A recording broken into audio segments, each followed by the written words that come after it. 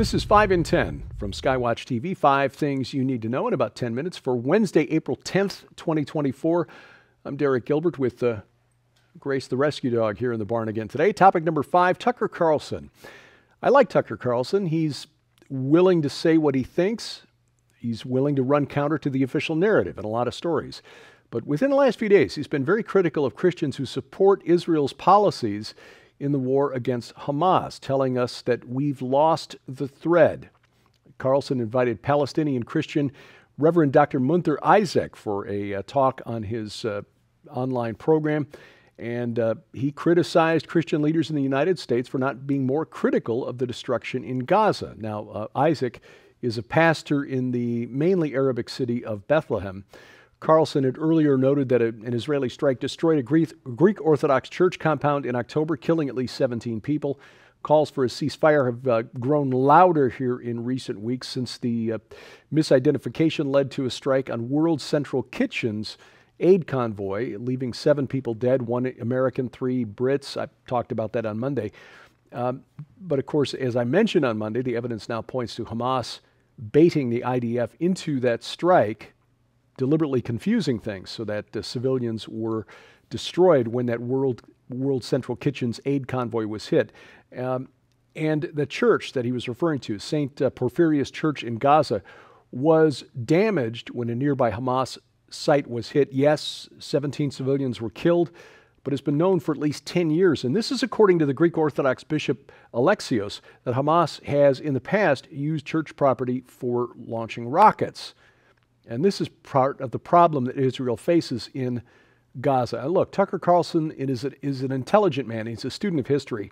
But it appears to me that his reading of history has not included a lot about Islamic history and the Muslim way of conducting warfare. There are no rules of engagement. If you are fighting for Allah, everything is on the table, including using civilians as human shields, as has been demonstrated again and again in this war. From the perspective of Hamas, civilian casualties are a good thing because it ratchets up world pressure on the government of Israel, something that Hamas is not able to do with its military, which is obviously at a strong disadvantage when it comes to fighting in the open with the IDF.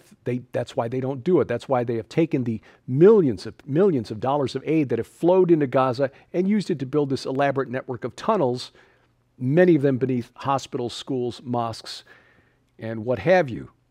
It's absolutely disgusting, but this is who Hamas is, and Tucker Carlson should be smart enough to know this. I'm sorry, but in this case, Tucker Carlson is wrong. Yes, we condemn wanton slaughter of civilians. That's what Hamas is doing. Israel is going to extraordinary lengths in this conflict to avoid it. And when something does go wrong, as it will when Hamas adopts this tactic of striking against civilians and then hiding behind civilians, there's no way to avoid, sadly, civilian casualties. Meanwhile, the withdrawal from Gaza by the IDF appears to be temporary, just regrouping either for the final assault against the southernmost city of Rafah in the Gaza Strip, or perhaps repositioning soldiers against what may be Iran's retaliation for the bombing of its consulate in Damascus. We shall see. Topic number 4, Ukraine. The Pentagon announced Tuesday that it's delivered thousands of small arms seized from a shipment intended for the Houthis in Yemen, along with more than 500,000 rounds of ammunition. U.S. military believes these arms were supplied by Iran, and it's been tracking these illegal shipments to the Houthis via waters, the Red Sea, the Gulf of Aden, and so forth. U.S. Central Command said the arms were delivered to Ukrainian forces last week. More than 5,000 AK-47s, some machine gun sniper rifles, RPG-7s, and over 500,000 rounds of 7.62 millimeter ammunition. The Pentagon's been warning for some time now that it's running out of weapons for Ukraine, having just months left in approved supplies. And of course, the $60 billion the Biden White House wants for Ukraine is being held up in the House by House Republicans. Now, Ben Shapiro posted to X yesterday that the underlying question in the political fight over aid to Ukraine is whether we want Putin to absorb Ukraine into Russia. Now, I hadn't planned coming into today to be critical of both Tucker Carlson and Ben Shapiro in the same program, but I'm sorry, Ben, that is not the underlying question when it comes to Ukraine. The underlying question is, why is Ukraine's border with Russia any more our business than, say, our border with Mexico would be Russia's business? We don't want Putin to absorb Ukraine into Russia, but frankly, unless we are willing to call Putin's bluff on thermonuclear, the use of tactical nuclear weapons, which I am not for Ukraine, then sadly, there's just a matter of time before the West admits that Russia has already won this war. Topic number 3, Trump on the right to life. Boy, if today's program doesn't get us at least demonetized, I'm not sure what will. Another issue dividing conservatives and especially Christians is former President Trump's statement on abortion last week. Been trying to process this before giving a hot take, which are usually wrong, at least in my case. Trump said last week on a statement posted to Truth Social that he believes abortion should be left to the states, the legalization of it, that is, or banning of it, and that in vitro fertilization should continue to be available to people who want it. He previously indicated he would publish his statement on abortion. This is a large departure from the federal ban that a lot of Christians would like to see. The Biden campaign immediately accused Trump of wanting to ban all abortion for everybody all the time, which is exactly not what Trump said, but it does indicate that the Biden campaign plans to make this a major issue, if not the defining issue of the upcoming presidential election. Now, some Christians are very critical of President Trump for not calling for a federal abortion ban, and I get that. I understand that. Life begins at conception, and so termination of a life after conception, what else do you call it but murder? That makes the question of in vitro fertilization very difficult for some people who desperately want to have their own biological children. I understand that this is not an easy issue. But look, it was through Donald Trump that the imaginary constitutional right, because it's not in the Constitution, Roe v. Wade, this constitutional right to terminate unborn children was overturned, and that legal issue sent back to the states. And according to the United States Constitution, that's where it should be, because any power not specifically granted to the federal government in the Constitution, according to the Constitution, belongs to the states. And the decentralization of power away from Washington, D.C. and into the state capitals is what was intended by the framers of the Constitution. I'm not saying I support abortion. That is exactly not what I'm saying. Again, life begins at conception. But what President Trump did is what the Constitution says. His position exactly fits the United States Constitution. The battleground over this issue is in the state capitals, not Washington, D.C., and that's how the Constitution was drafted. But sadly, this issue is so polarizing that it may just be one more factor in the coming dissolution of these once great United States. Topic number 2, the Terminator scenario. The world could encounter major disasters before the use of artificial intelligence-driven weapons is regulated in a proper way. This is according to the Turing Award-winning scientist Geoffrey Hinton, who's a pioneer of the technology. He's a former engineer for Google, quit the company last year. He compared the use of AI-driven technology or lethal autonomous weapons systems, laws, for military purposes to chemical weapons deployment, warning that very nasty things will happen before the global community gets together and regulates it. That's one thing for science fiction authors or movie producers to put this on the screen in the form of the Terminators or the Cylons or the Cybermen or what have you. But when you got a guy who's a pioneer in the field, somebody who's helped develop the technology is sounding the alarm, we should definitely listen. Coming up, save the children. I'll explain what I mean straight ahead on 5 and 10. We want to make sure that you know how you can get your copy of this incredible new book in the Summoning the Demon Super Collection. This amazing collection includes Dr. Thomas Horn's final book, Summoning the Demon, Artificial Intelligence and the Image of the Beast, that reveals how tech singularity will bring an all-powerful artificial mind to life.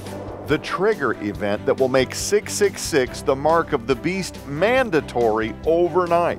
What the future of a marked society will look like. the new face of transhuman supernatural warfare and how Christians must prepare for what is coming. But this incredible collection also includes, for a limited time, the brand new Dr. Thomas Horn Definitive Skywatch TV collection. This unimaginable and historical TV anthology is valued at $99.95 all by itself. It contains a total of 96 episodes, over 45 hours of content on 8 DVDs, and is not available anywhere else or online, and includes classic series like Zenith 2016, The Milieu, Belly of the Beast, Saboteurs, The Wormwood Prophecy, The Messenger, Zeitgeist 2025, Legion, and more. But we're still not finished. You'll also receive Trajectory, Tracking the Approaching Tribulation Storm. This unprecedented masterpiece by legendary authors Dr. Thomas Horn, Terry James, Tim Moore, and others provides in-depth analysis of emerging topics like pandemic tidal waves, catastrophic weather changes, Mideast malevolence, and so much more. This unprecedented collection, sold separately, holds a retail value of over $140. Yours now for your donation of only $39.99 plus shipping and handling. So don't delay. You can scan the QR code on your screen right now using the camera app on your phone for instant access to this special collection. You can also visit us at skywatchtvstore.com or call 1-844-750-4985 and ask for the Summoning the Demon Super Collection now. Item number 1 today, the tide is turning, and we're beginning to see mainstream scientists and researchers now saying, you know, maybe these puberty blockers for children with gender dysphoria are not a good idea after all.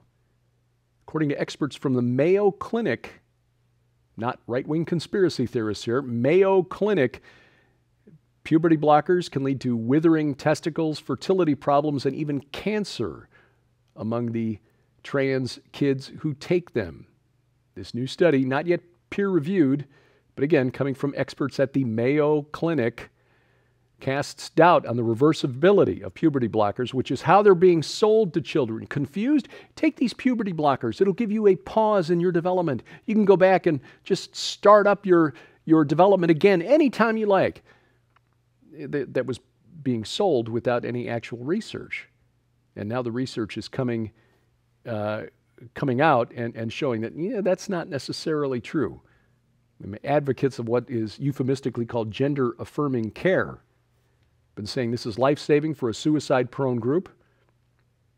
What research is now showing is that this is actually sterilizing these children for life and perhaps damaging their health as well.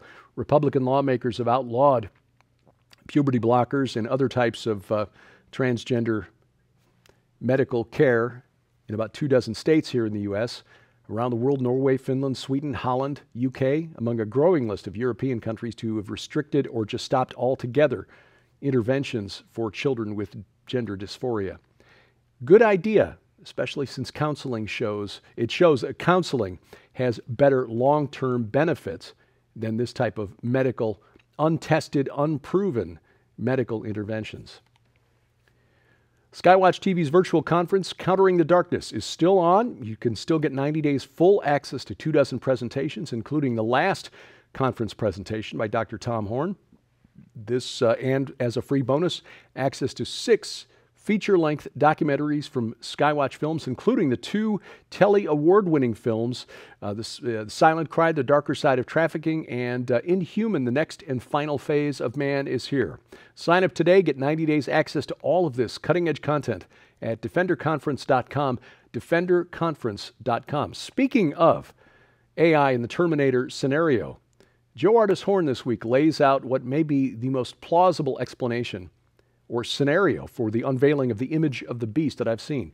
Deep fake technology, artificial intelligence-driven image creation could well be the way this is rolled out. Don't miss this series of programs about the new book, the last one that Tom Horn contributed to, called Summoning the Demon, co-authored with Allie Anderson and Joe Artis Horn. The program is available right now to view at our website, skywatchtv.com. All of our video content is always there. You can also watch it over the air. Our broadcast schedule, skywatchtv.com/channels. If you've got a set-top box like Roku or Apple TV, coming soon, Fire TV. You can watch it right now at those outlets. You can also catch it at Rumble, rumble.com/skywatchtv, or better yet, get our free mobile app, which brings all of our content right into your smartphone or tablet and bypasses the gatekeepers of big tech. We've got apps for iOS, Android, and Amazon Kindle Fire phones and tablets, and links are at the website, skywatchtv.com/app. Coming up in just a couple of weeks, Sharon and I planning to go to Israel on what we're calling our Arm in Arms Solidarity mission, to bear witness to what has happened there without the filter of the corporate media here in the West. Our tour will involve a trip down to the Negev, visit some of the communities attacked last October 7th, 6 months ago. We'll go to Tel Aviv, visit Hostage Square. We'll also see the exhibit based on the Nova Music Festival, that music festival that was overrun by Hamas terrorists. We'll also go to Jerusalem and see the sites you'll want to see while we're there. The Temple Mount, the Mount of Olives, the Western Wall, and more. You can get a complete look at the itinerary at our website. This is for Sharon and me now. This is not a Skywatch TV event, but Joe Horn very graciously allowing us to discuss it here. gilberthouse.org/travel, gilberthouse.org/travel, and there's a link from that page to the Lipkin Tours website where you can sign up to join us in Israel May 6th through 13th for our Solidarity mission to Israel. Thank you for watching as we keep watch. I'm Derek Gilbert, and this is 5 in 10 from Skywatch TV.